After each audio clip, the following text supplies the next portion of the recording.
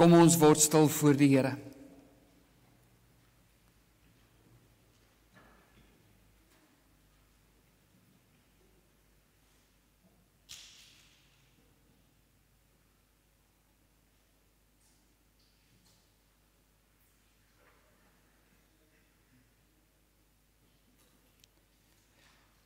Wees nie bevrees nie, want ek is met jou. Kyk nie angstig rond nie, want ek is jou God. Geliefde gemeente, genade en vrede vir julle van hom wat is, en wat was, en wat kom, en van die 7 geeste wat voor sy troon is, en van Jesus Christus die getroue getuie, die eerstgeborene uit die dode, en die owerste oor die konings van die aarde. Kom ons antwoord op die groet van die Here vanmôre, en ons gaan 'n strydpsalm saam sing vanmôre. Psalm 68. Psalm 68, ons gaan die eerste, die tweede en die 9de vers saam sing. Vers 1 wat sê, die Heer sal opstaan tot die stryd, en hy sal sy haters ver en wyd laat wegvlug voor sy oë. En dan vers 9, loof ons God met 'n diepe ontzag, want hy oorlaai ons dag en nag met ryke seëninge. Die God van volle saligheid versterk ons in ons dag van stryd, en hy dra ons deur die lewe. Kom ons sing vers 1, vers 2 en vers 9, staande tot lof van die Here.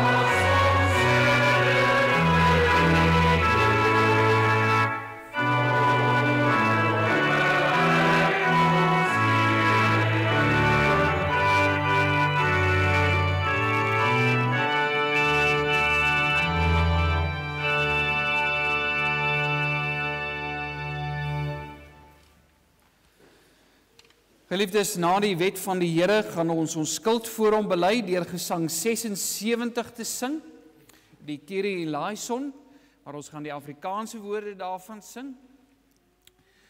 Heer, wees ons genadig, Christus wees genadig, Heer, wees ons genadig. Ons gaan net so bly sit wanneer ons skuld voor die Here bely.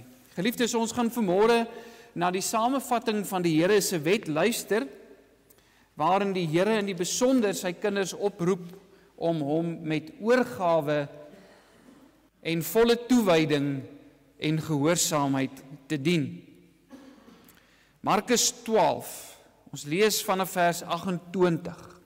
En toe een van die skrifgeleerdes wat bygekom het, hulle oorrede twis en wis dat hy hulle goed geantwoord het, vra hy vir hom: "Wat is die eerste gebod van almal?"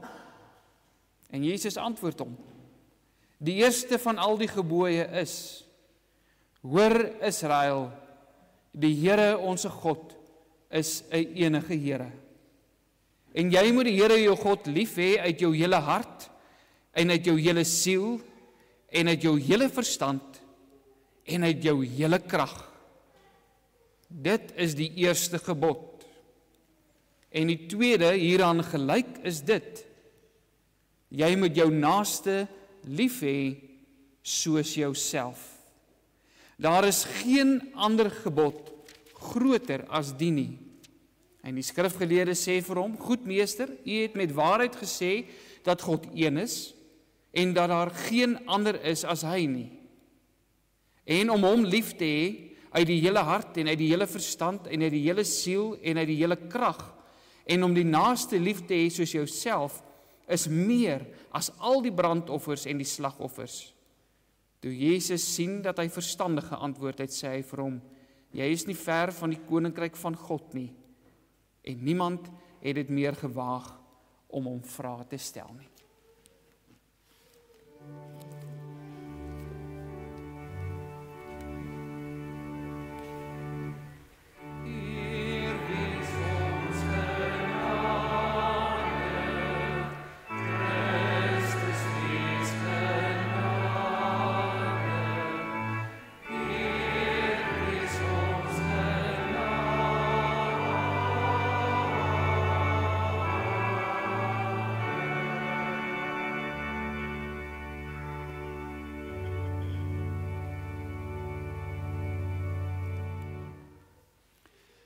Geliefdes, wanneer 'n mens na die wet van die Here luister, en 'n mens luister hoe die Here Jesus ons hier oproep en sê, nie 70% nie, nie 80% nie, nie 90% nie, met jou hele hart, met jou hele siel, met al jou krag. Dis hoe jy my moet dien, dis hoe jy my moet lief hê. En hoe die een wat die vraag gestel het, uiteindelik sê: Here, ja, dit is so, dit is beter as al die brandoffers wat ons kan gee. En ons weeg onsself op in die lig van wat hier gesê word, dan besef ons, broers en susters, hoe ver ons tekort skiet. Ons besef hoeveel vyande daar nog in ons lewens is wat uitgeroei moet word. Jy besef hoe moeilik die stryd is en jy kan maklik moedeloos raak. En daarom herinner die Here ons vanoggend daaraan dat die oorwinning reeds behaal is. En dat elkeen wat in Jesus Christus glo, elkeen wat glo dat Jesus Christus die dood oorwin het en die straf in ons plek gedra het, aan hulle verkondig die woord van die Here vergifnis van sonde. Maar verkondig hy ook hierdie woord om te sê, dit wat ek van jou vra, met jou hele hart, met jou hele siel, met al jou krag en verstand, dat het Christus in jou plek gegee, sodat jy dit nie hoef te gee nie, omdat jy dit nie kan gee nie. Maar omdat hy dit gegee het, is daar by my nou die dringendheid om hom te dien met volle oorgawe. En daarom herinner die Here ons ook vanmôre deur sy Gees aan hierdie oorwinning. As ons nog dink aan die stryd wat daar nog vir ons oorbly teen die sonde, dan sê die Here vir ons hierdie woorde. Hy vra 'n vraag, maar dis eintlik 'n vraag wat ons troos. Hy vra: trek die Here nie voor jou uit nie. Jy wat nog teen die sonde moet stry, trek die Here wat oorwin het nie voor jou uit nie.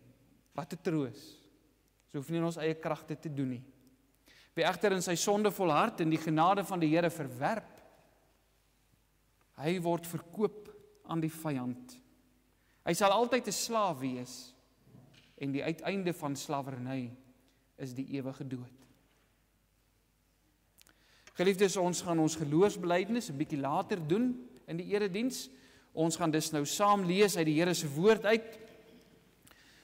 En u kan die Bybels oopmaak by Rigters hoofstuk 4.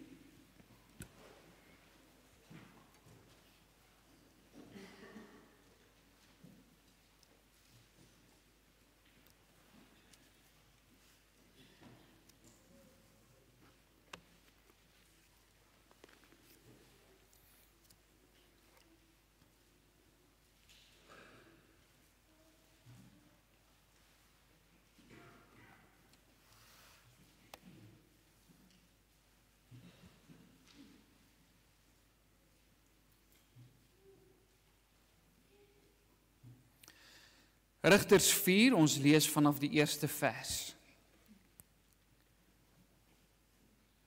Maar na die dood van Ehud, het die kinders van Israel weer gedoen wat verkeerd was in die oë van die Here. Daarom het die Here hulle verkoop in die hand van Jabin, die koning van Kanaan, wat in Gasor geregeer het. En sy leerowerste was Sisera, 'n inwoner van Garoset, van die heidene. En die kinders van Israel het die Here aangeroep, want hy het 900 eysterwaans gehad en die kinders van Israel 20 jaar lank swaar verdruk. En Debora, 'n profetes, die vrou van Lapidot, het in die tyd Israel gerig. En sy het gesit onder die palm van Debora tussen Rama en Betel op die gebergte van Efraim. En die kinders van Israel het na haar opgegaan vir regspraak. Toe laat sy Barak, die seun van Abinoam uit Kedes in Naftali roep en sê vir hom, het die Here, die God van Israel, nie bevel gegee nie, gaan trek na die berg Tabor en neem 10.000 man van die kinders van Naftali en van die kinders van Sebulon met jou saam. Dan sal ek Sisera, die leerowerste van Jabin met sy strydwaans en sy menigte na jou, na die spruit Kison trek, en ek sal hom in jou hand gee. Maar Barak sê vir hom, as u met my saamtrek, sal ek gaan, maar as u nie met my saamtrek nie, gaan ek nie. Toe sê sy, ek sal sekerlik met jou saamtrek, maar die eer sal nie joue wees op die pad wat jy sal gaan nie, want die Here sal Sisera in die hand van 'n vrou verkoop. En Debora het opgestaan en saam met Barak na Kedes getrek. Daarop het Barak Sebulon en Naftali bymekaar geroep na Kedes toe. En 10.000 man het op sy voetspore opgetrek en Debora het saam met hom opgetrek. En Geber, die Keniet, het hom afgeskei van Kain, van die kinders van Gobab, die swaar van Moses, en het sy tente opgeslaan tot by die terpentynboom by Saanaim, naby Kedes. En toe hulle aan Sisera berig bring, dat Barak die seun van Abinoam na die berg Tabor opgetrek het, het Sisera al sy strydwaans, 900 eysterwaans, en al die manskappe wat by hom was, uit Garoset van die heidene, na die spruit Kison bymekaar geroep. Daarop sê Debora vir Barak, maak jou klaar, want dit is die dag waarop die Here Sisera in jou hand gee. Trek die Here nie voor jou uit nie? Toe trek Barak van die berg Tabor af en 10.000 man agter hom aan. En die Here het Sisera met al die waans en die hele leer deur die skerpte van die swaard in verwarring gebring voor Barak uit. En Sisera het van sy wa afgeklim en te voet gevlug. Maar Barak het die waans en die leer agterna gejaag tot by Garoset van die heidene, en die hele leer van Sisera het deur die skerpte van die swaard geval. Daar het selfs nie een oorgebly nie. Toe vlug Sisera te voet na die tent van Jael, die vrou van Geber, die Keniet, want daar was vrede tussen Jabin, die koning van Gasor, en die huis van Geber, die Keniet. En Jael het uitgegaan, Sisera tegemoet en vir hom gesê, draai uit my heer, draai uit na my, moenie bang wees nie. En hy het na haar uitgedraai na die tent, en sy het hom met 'n kombers toegemaak. Daarop sê hy vir haar, gee my tog 'n bietjie water om te drink, want ek het dors. Sy maak toe die melksak oop en laat hom daaruit drink en maak hom weer toe.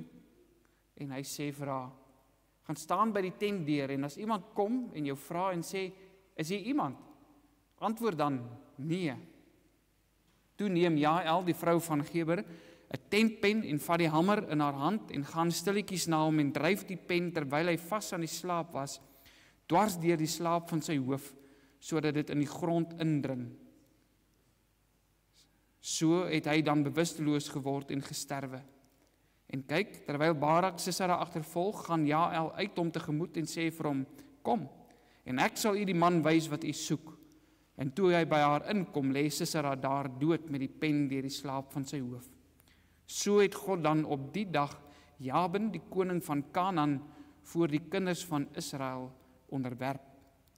En die hand van die kinders van Israel het al swaarder gaan druk op Jabin, die koning van Kanaan, totdat hulle Jabin, die koning van Kanaan, uitgeroei het. Dit is die woord van die Here. Geliefdes, ons gaan by hierdie hele gedeelte stil staan vandag. Ek gaan nie 'n spesifieke teksvers uitlig nie. Voordat ons by die prediking kom ons sluit eers die oë en dan bid ons saam.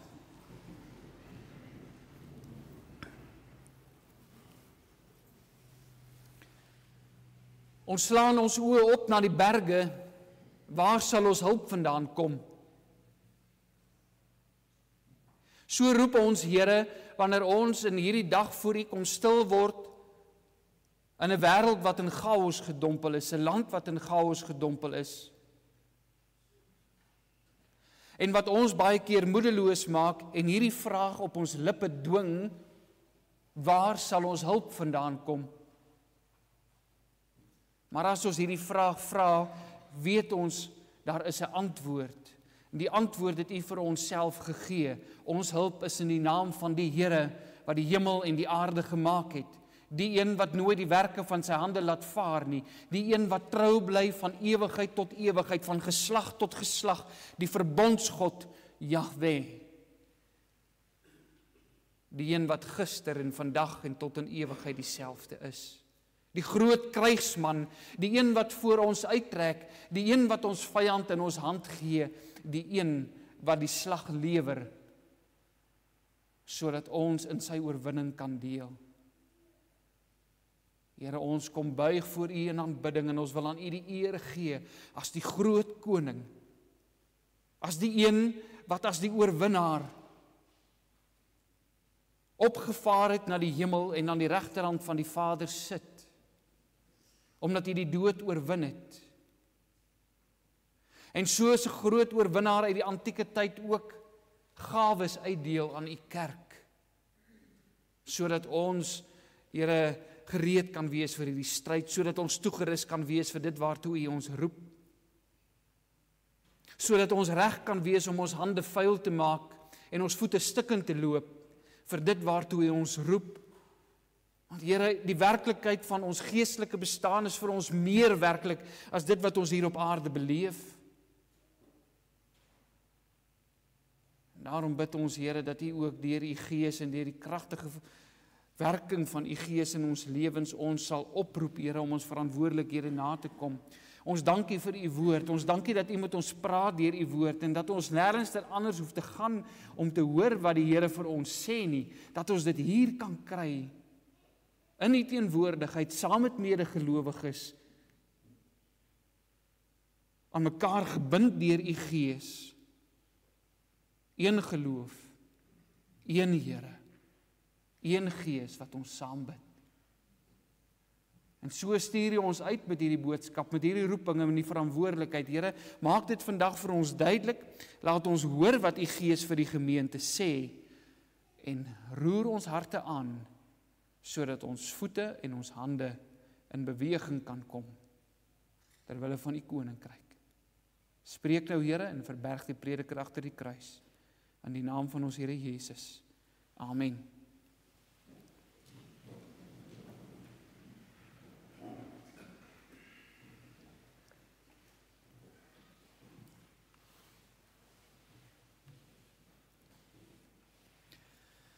Geliefde gemeente van ons Here Jesus Christus.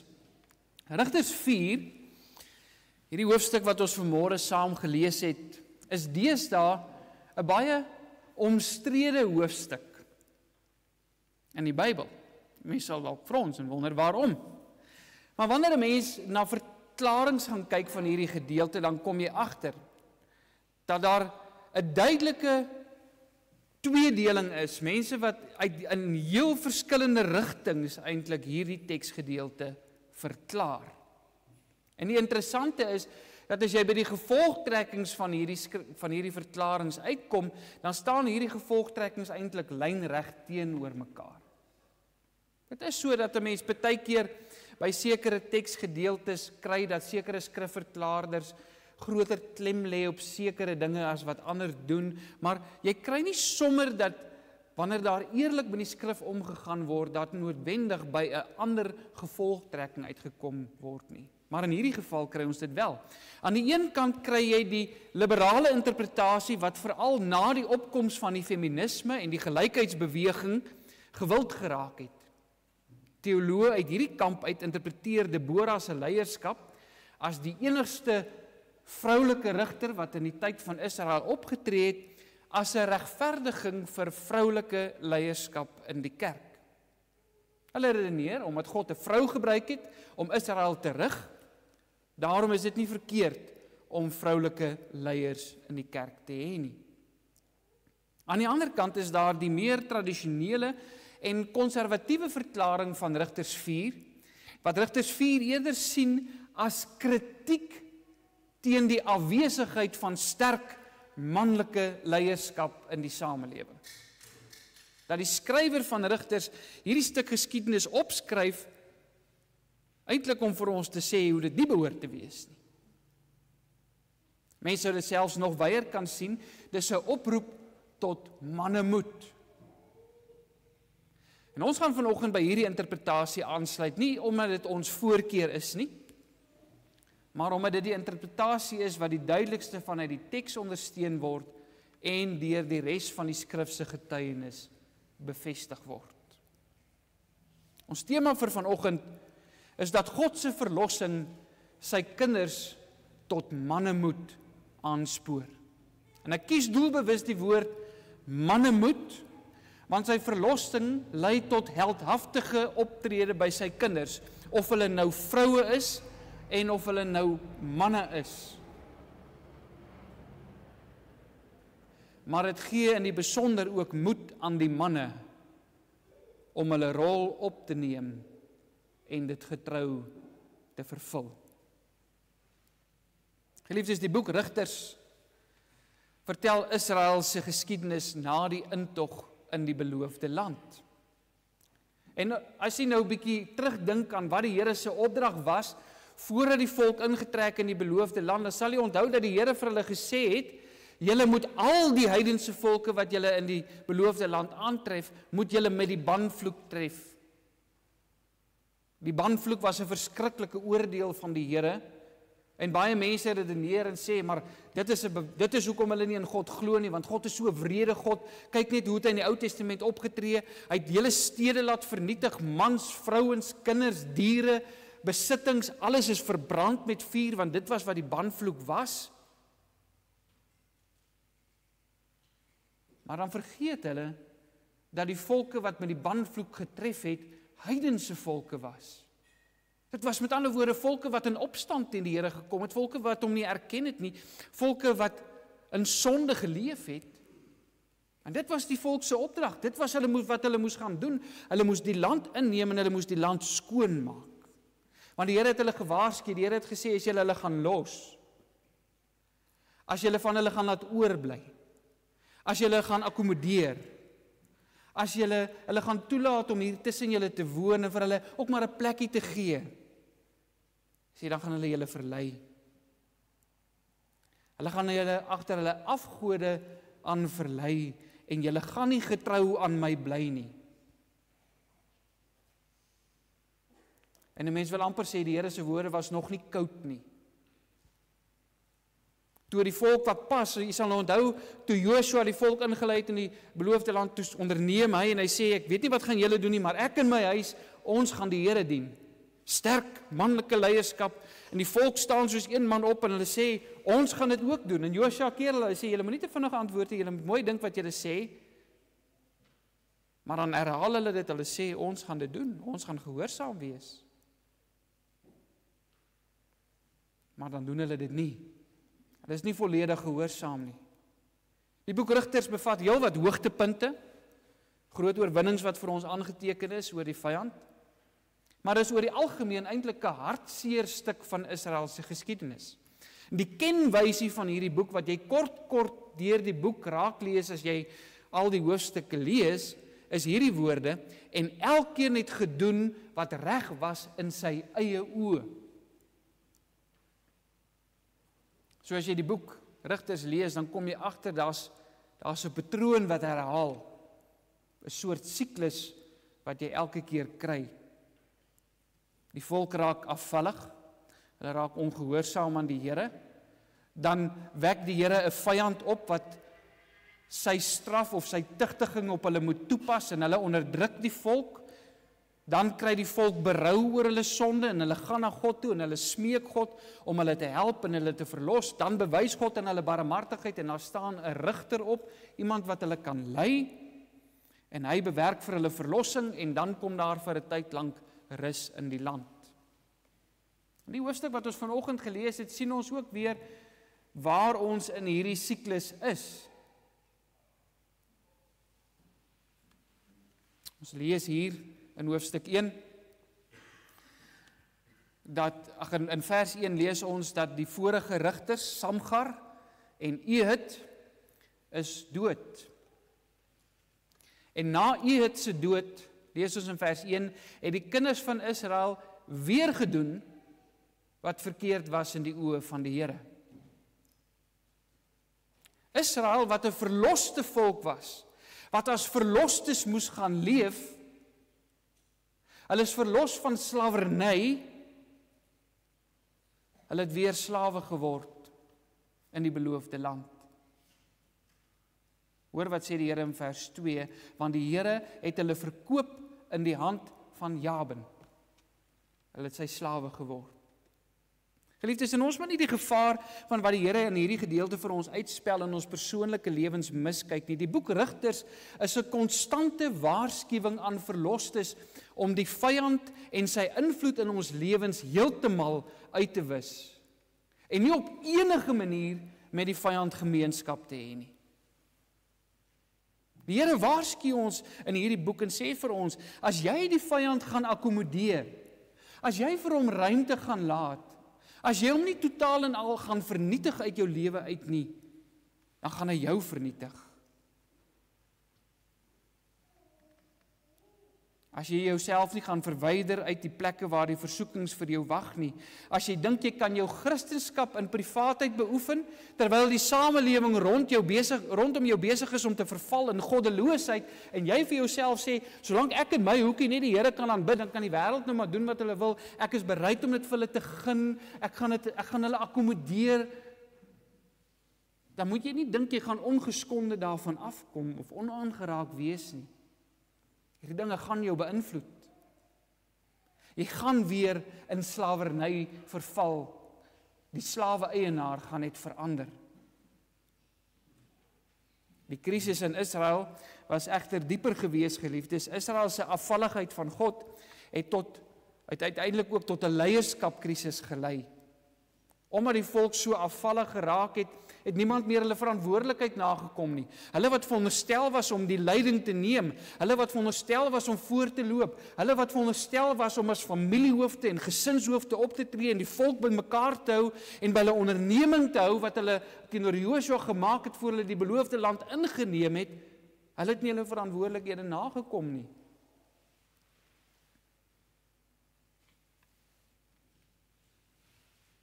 Ons lees hier dat Deborah die volk begin lei het. 'n Vrou moes die leiding neem. En dit is belangrik dat ons hier sal raak sien, broers en susters, dat God nie hierdeur vroulike leierskap regverdig nie. maar dat hy dit eintlik as 'n aanklag bedoel teen die manne van Israel wat veronderstel was om leiding te neem. Deborah het nie as rigter na vore getree omdat sy geglo het dit is nou tyd vir vrouens om dieselfde regte as mans te hê nie. Deborah het nie as leier na vore getree omdat sy vir haarself gesê het, ek dink alles wat 'n man kan doen, kan 'n vrou net so goed doen soos wat 'n man dit kan doen nie. Sy was nie die eerste kampvegter vir vroueregte of die stigterslid van die feministiese beweging gewees nie.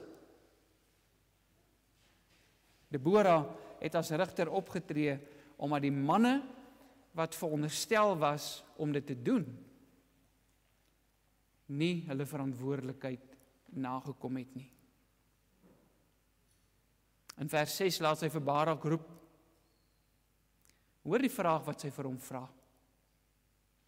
Dit is hoekom ons by hierdie afleiding kom, dat dit eintlik kritiek is teen die afwesigheid van manlike leierskap. Want hoor wat vra sy vir Barak? Sy vra vir hom, het die Here, die God van Israel, nie bevel gegee nie, gaan trek na die berg Tabor en neem 10.000 van die kinders van Naftali en van die kinders van Sebulon met jou saam. Dis meer as 'n vraag wat sy vra, sy is eintlik besig om 'n stelling te maak indirek. Sy wil by hom weet, Barak, waar is jy? Hoekom is jy nie hier nie? Hoekom? Waar is die manskappe wat by jou moet wees? Hoekom is jy nie op die berg Tabor nie? Wat maak jy? Wat sy dus sê is, jy was veronderstel om die volk te rig. Jy moes hier gesit het waar ek sit. Jy moes die volk teen die vyand gelei het, maar jy het nie. Geliefdes, die krisis wat Israel hier beleef, is die krisis van ons tyd. Ons skud gereeld ons koppe oor dit wat rondom ons gebeur. Ons is ontsteld oor mense wat nie meer kerk toe gaan nie. Oor mense wat openlik losbandig begin lewe. Mense soos ons, mense wat saam met ons werk, mense wat ons vriende is. Ons sit baie keer by dieselfde partytjies en dan hoor ons hoe die meisie of die dames, die vrouens onder mekaar begin praat en begin spog en vra, Samuel, hoeveel mans het jy geslaap voordat jy getroud is?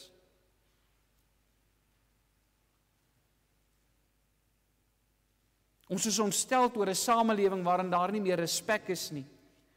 Waarin die dag van die Here nie meer geëer word nie. Waarin abortus wettig en lyfstraf onwettig is.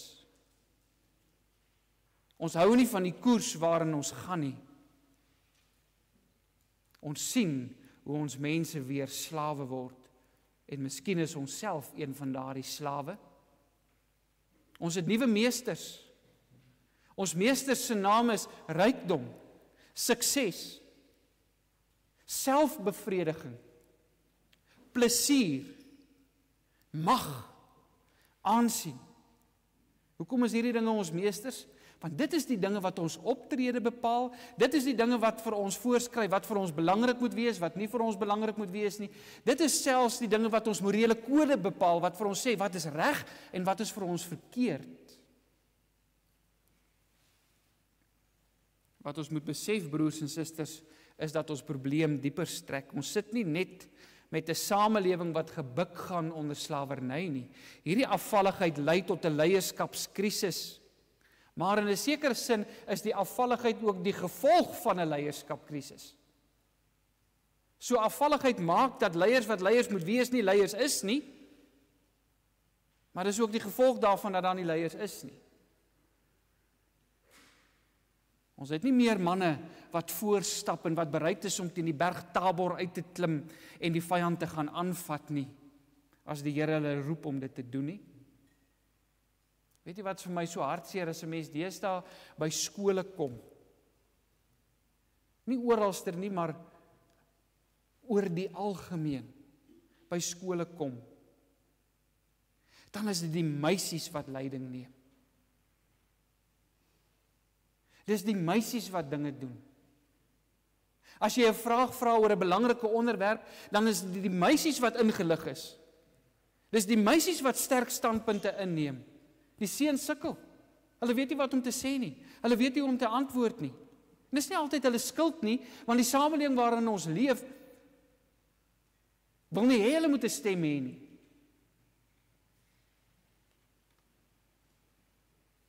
Dit is so asof hulle nie weet wie hulle is en wat hulle moet glo nie. Ons het baie Deboras, maar die Baraks is elkeen besig met sy eie sake. Hulle is nie daar besig waar die Here hulle geroep het nie. Daar is so baie manne daar buite wat net gepla is oor die volgende paar dinge.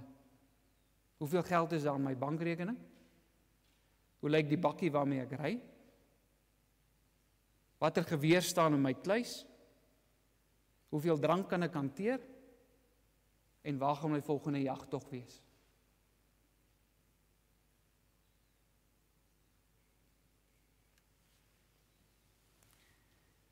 Wanneer dit egter by die vyande kom wat ons vryheid bedreig as gelowiges, broers en susters, dan is ons nêrens te vind nie.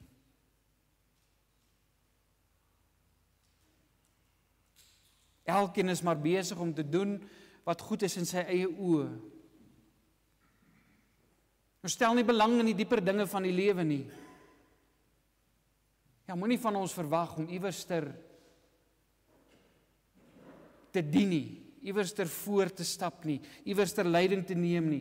Moenie van my verwag om op die kerkraad te dien. Ek het nie tyd nie, man. Ek is elke naweek hier en dan is ek daar en ons besig met ons eie goed.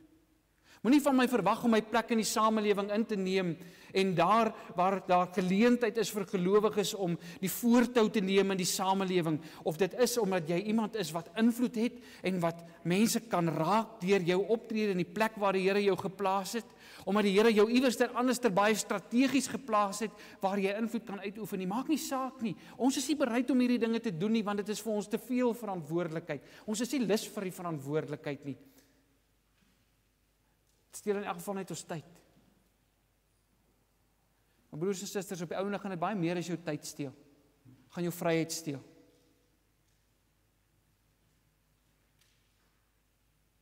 En jy kan hoeveel tyd in die wêreld hê, maar as jy 'n slaaf is jy 'n slaaf. Die Here laat hom egter nie stry deur die afwesigheid van manlike leierskap nie. Al wil hy die volk lei deur sterk manne wat voorloop, is sy verlossing nie afhanklik daarvan nie. Is nie afhanklik van sterk manne nie. Sterk manne is nie verantwoordelik vir verlossing nie. Hy is daarvoor verantwoordelik. En as hy verlossing gee en dit gryp sterk manne of manne aan die hart, dan verander dit hulle in sterk manne. Hy weet hoe nodig ons sy verlossing het om gemotiveerd te wees vir ons taak en vir ons roeping. In hierdie gedeelte bevestig God dit opnuut dat hy verlossing gee. Wanneer Debora vir Barak oproep om sy verantwoordelikheid na te kom en teen die vyand uit te trek, dan herinner sy hom 'n paar keer hieraan. In vers 7 sê sy vir Barak dat die Here Sisera in sy hand sal gee. En in vers 14 vra sy vir hom hierdie vraag, wat eintlik 'n retoriese vraag is. Daar is eintlik reeds 'n antwoord daarop. Trek die Here nie voor jou uit nie? Met groot wysheid lei sy vir Barak om sy plek te kom volstaan. Sy is nie meerderwaardig teenoor hom nie, hoogmoedig teenoor hom en sê, jong, nee, gaan jy, maar ek sal dit sommer self doen nie. Sy sê, kom, jy is die een wat dit eintlik moet doen. Kom doen dit. Barak is onseker, hy wil nie uittrek nie. Hy sê, ek sal nie trek, as jy nie saam met my trek, hy sê, is reg, ek sal saam met jou gaan, maar jy moet dit doen. Maar ek waarsku jou, die Here gaan die oorwinning aan 'n vrou gee. Die oorwinning gaan nie joune wees nie. Sisera gaan in die hand van 'n vrou verkoop word. So tipies van die Here, geliefdes. Hy werk altyd op die mees onverwagte manier. Hy gebruik die mense van wie jy dit die minste verwag om sy planne uit te voer en die vyand te verslaan. Barak veg teen Sisera en die Here gee Sisera in sy hand. Maar Sisera self vlug. En hy kom by Jael uit en sy neem hom in haar tent in. Hy dink hy kan 'n bietjie gaan rus. Hy dink hy is veilig. Sy het hom 'n bietjie melk gegee. Maar terwyl hy slaap, tel sy die tentpen in 'n hamer op en sy deurboor sy slape met die tentpen. en hy sterf. Die vyand is vernietig. Geliefdes, ons moet besef dat die Here in hierdie stuk geskiedenis reeds vir ons besig is om vir ons 'n voorsmaakie van die uiteindelike oorwinning te gee. Hy beeld vir ons iets daarvan uit. Ons begin die ondertone daarvan hier op te tel, van wat by Golgotha sou gebeur. Eerstens vind hierdie veldslag op 'n baie interessante plek plaas. Dit vind plaas in die Jesreel vlakte, aan die voet van die berg Tabor, wat ook aan die een kant was die berg Tabor en die berg Megiddo was ook daar gewees. Hierdie vallei staan ook bekend as die Megiddo vlakte, of soos Openbaring daarna verwys, Har Mageddon.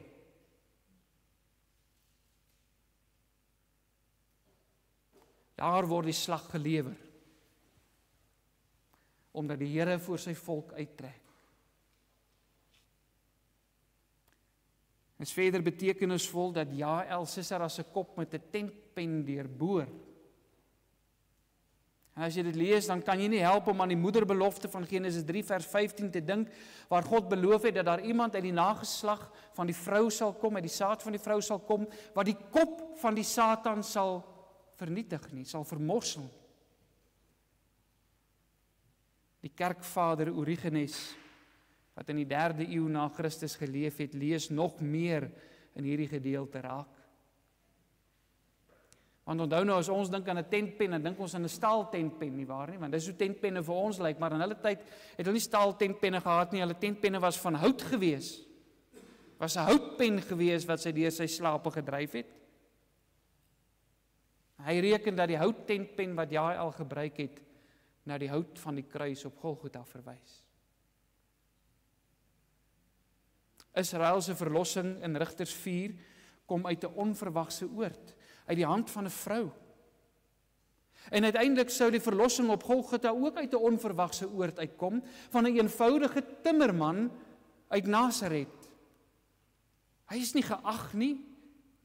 Sy eie mense wou met hom niks te doen gehad het nie, en toe hy aan die kruis hang, was hy in baie se oë maar 'n patetiese figuur gewees wat homself nie eens van die kruis kon verlos nie. Tog was hy in daardie oomblik besig om die kop van die slang te vermorsel en die oorwinning oor die dood namens sy kinders te behaal. In daardie oomblik is daar spykers deur sy hande gedryf, maar hy was besig om 'n houtpen deur die vyand se kop te dryf. Broers en susters, die Here kom bevestig vanmôre opnuut dat hy die oorwinning oor die vyand gee. Hy herinner ons dat Jesus Christus reeds die vyand oorwin het. Ons hoef nie moedeloos te wees nie. Ons hoef nie bang te wees om uit te trek nie. Ons het geen rede om op moedverloorse vlakte te sit, so asof die oormag net te groot is. So ag nee, wat ons gaan dit nooit reg kry nie. Ons het geen rede om nie ons verantwoordelikheid op te neem en tot die stryd toe te tree nie. As Debora in vers 14 vir Barak vra of die Here dan nie voor hom uittrek nie, dan motiveer dit hom. Toe hy dit weet, toe hy daaraan herinner is, toe sê sy vir hom, sê maar, onthou, die Here trek voor jou uit, en hy weet, die Here gaan die oorwinning gee, toe gaan hy. Toe neem hy sy verantwoordelikheid op. En dis hierdie oorwinning wat ongeërgdheid in manne moet verander, en ons motiveer om ons verantwoordelikhede op te neem. Geliefdes, die Here wys vir ons in hierdie gedeelte wat die uitwerking daarvan is, as sy verlossing en die oorwinning wat hy gee vir jou 'n werklikheid is. As jy nie daarin twyfel nie. As jy waarlik glo dat hy die vyand verslaan het en dat hy daarom ook elke vyand met wie jy nog in 'n skermutseling betrokke gaan wees in jou hand sal gee, dan verander dit jou uitkyk op die lewe. Dit betrek jou tot die stryd. Jy bly nie meer op 'n afstand so asof jy nie betrokke wil raak nie. Want jy weet, jy is deel hiervan. As jy in Christus is jy deel van die stryd. En dit maak jou betrokke. Want jy weet, die land moet nog skoon gemaak word, voordat die finale slag by Armageddon sal plaasvind, en elke koninkryk en elke vyand wat teen die koning van die konings opstaan, vernietig sal wees. Hierdie oorwinning motiveer ons om vroue te wees, soos Deborah en Jael. Vroue wat nie bang is om vorentoe te tree, wanneer die manne nie hulle verantwoordelikheid nakom nie. Maar ook vroue wat met wysheid hulle manne aanmoedig. Onthou jy generaal Piet Joubert se vrou by Majuba? Toe die manne nie lus was om die kakies te gaan afval van die berg af, toe sê sy, julle moet beter gaan. Julle moet hulle gaan afval. Sy is 'n moderne voorbeeld van 'n Deborah. En ons taak as vrouens is juis om ons manne met die wysheid wat die Here vir ons gegee het, te begelei om te doen wat hulle veronderstel is om te doen. Maar vrouens, susters, julle moet vreesloos wees. Julle moet vroue wees vir wie die vyand self vrees. Julle moet bereid wees om as dit van julle gevra word, self die houtpen op te tel en deur die vyand se slape te dryf. Ons het sulke vroue nodig. Vroue wat so oortuig is van die verlossing wat God beloof en wat hy uiteindelik gee, dat hulle nie bereid is om toe te laat dat die samelewing rondom hulle vernietig word en in afvalligheid verval, net omdat die manne nie hulle verantwoordelikheid nakom nie. Die werklikheid van God se verlossing, geliefdes, het egter ook 'n wesenlike invloed op ons manne. As jy oortuig is van God se verlossing, as Deborah aan jou hierdie vraag sou vra, trek die Here dan nie voor jou uit nie, en jy baie beslis ja daarop antwoord, dan laat dit jou nie onaangeraak nie.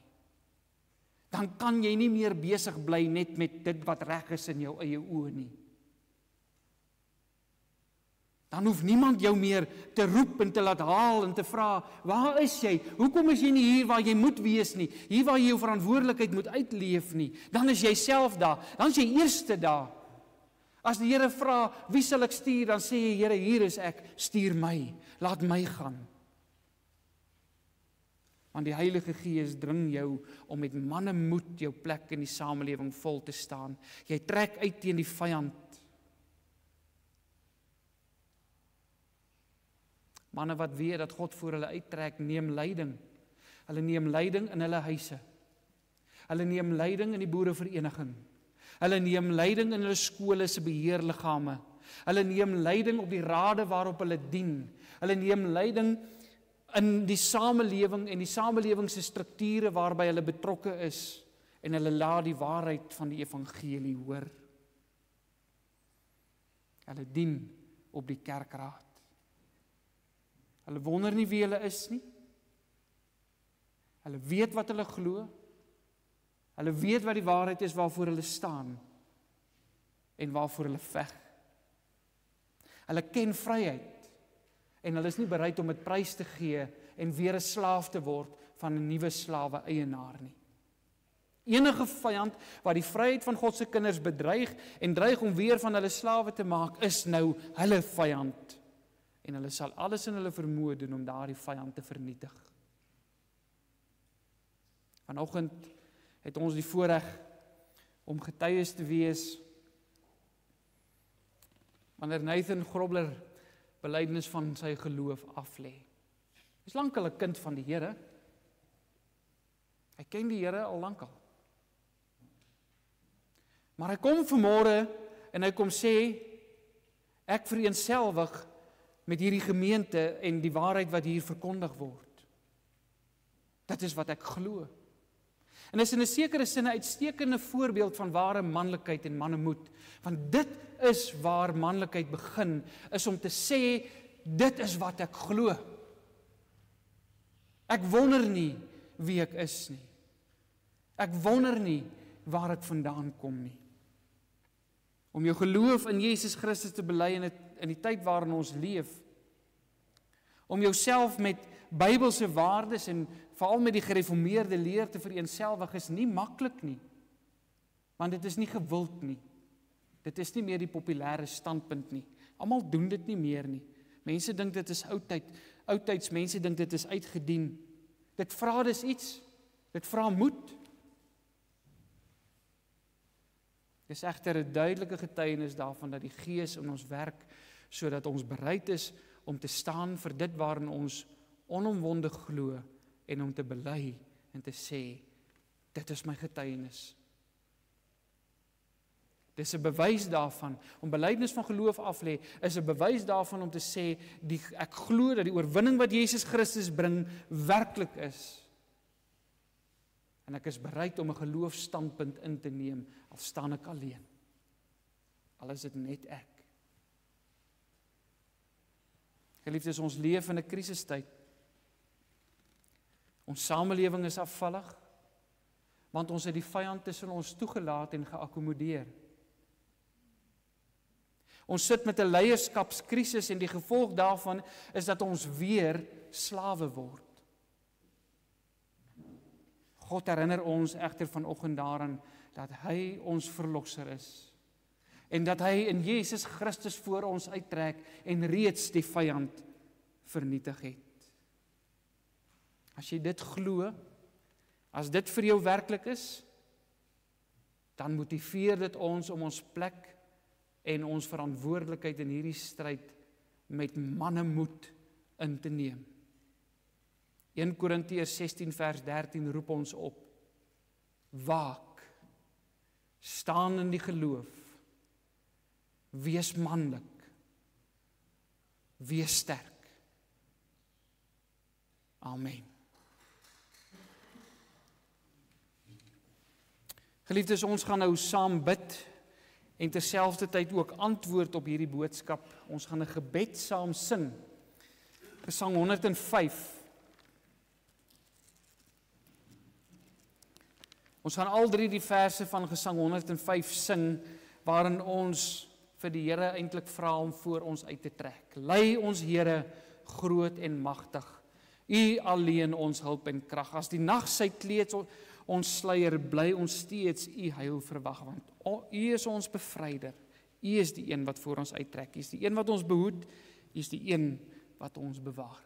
Kom ons bid hierdie woorde in sang en ons antwoord daardeur op die Here se woord en daarna kan ons weer ons sitplekke inneem. Amen.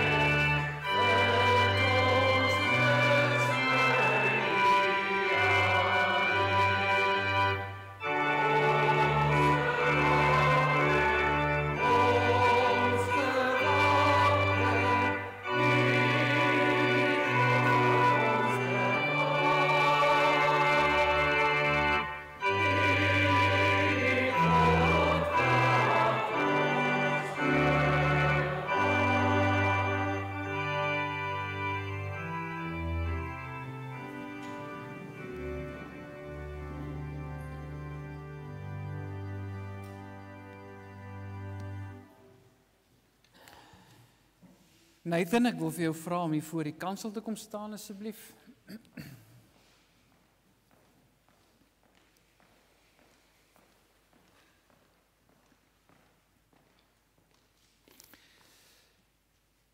Broers en susters, die openbare belydenis van geloof gee aan ons die geleentheid om voor God in die gemeente rekenskap te gee van ons persoonlike geloof. Dit beteken dat ons die genade wat die Here in die verbond aan ons gee en tydens sy doop aan ons bekend gemaak het, bewustelik ook deur die geloof aangryp. En as ons lankal reeds Christene is en by 'n ander gemeente lidmaat word, dan net opnuut deur hierdie belydenis, nie te sê ek is nou eers 'n Christen nie, maar te sê ek vereenselwig met dit wat hier geleer word, die evangelie soos dit hier verkondig word in die skrif, uit die skrif uit. Die openbare belydenis van geloof is 'n gelofte van toewyding aan die Here, om te lewe volgens sy woord, om getrou die erediens by te woon, aan die werksaamhede van die kerk deel te neem, om te volhard in die gebed, om God deur woord en daad op alle terreine van die lewe te verheerlik. En waar julle nou ook op trou staan ook, daar in jou huis, manlik, sterk, moedig te wees en leiding te neem.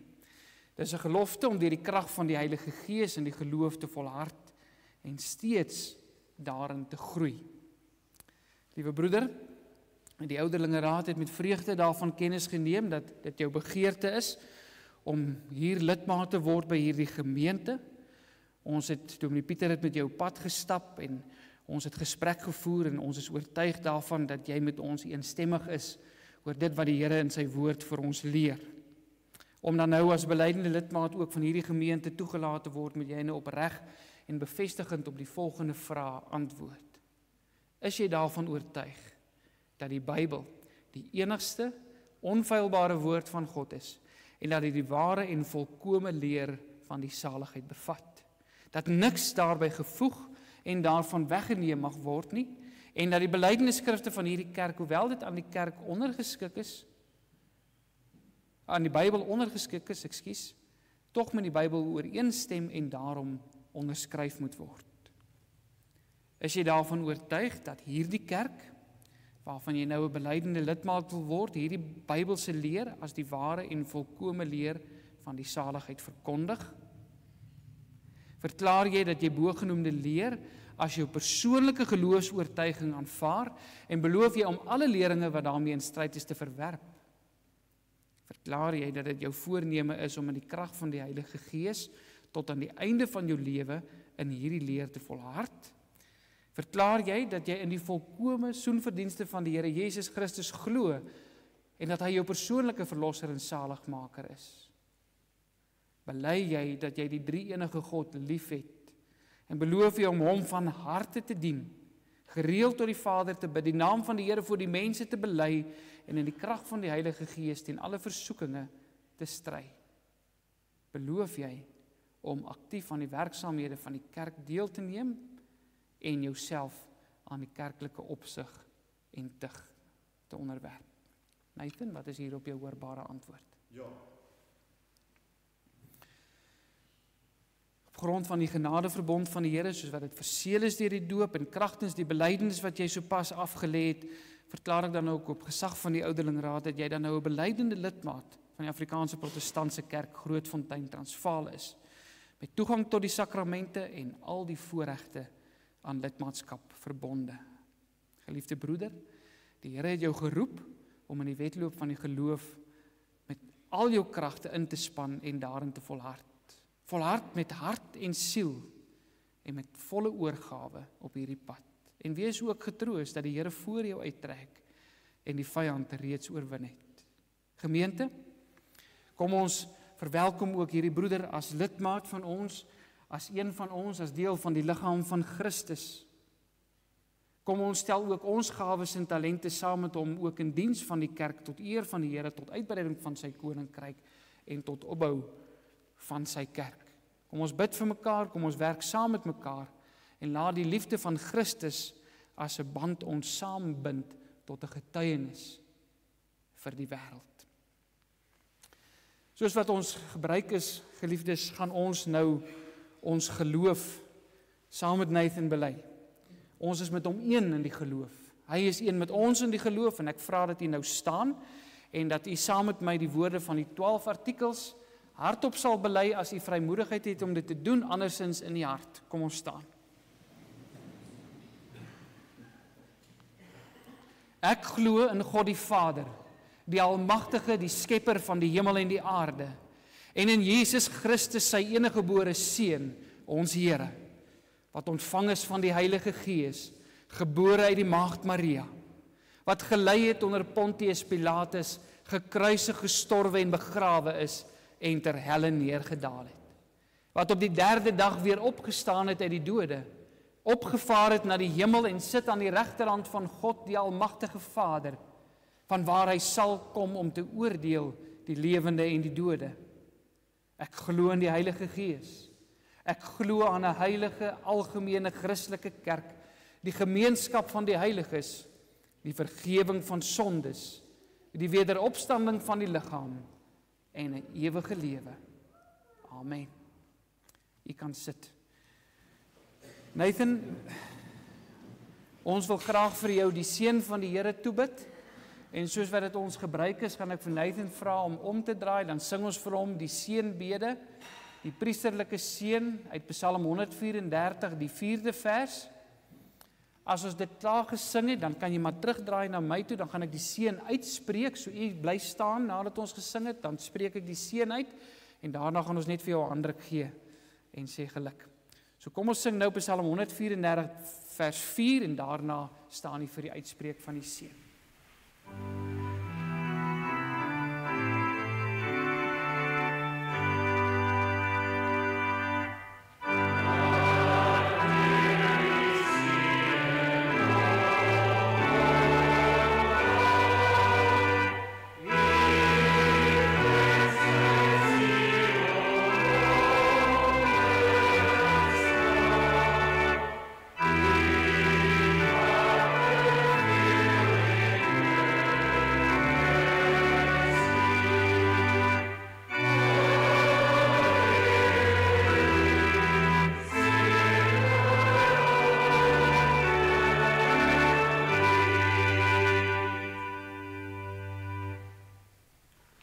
Geliefdes, ontvang dan nou ook die Here se seën. Dit waarvoor ons gebid het. Ons het dit gebid vir Nathan, maar die Here spreek dit uit oor ons elkeen en hy stuur ons weg met sy seën en hoor wat beloof hy wanneer hy ons so wegstuur.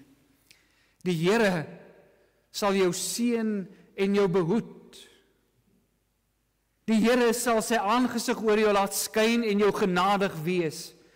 Die Here sal sy aangesig oor jou verhef en aan jou vrede gee. Amen.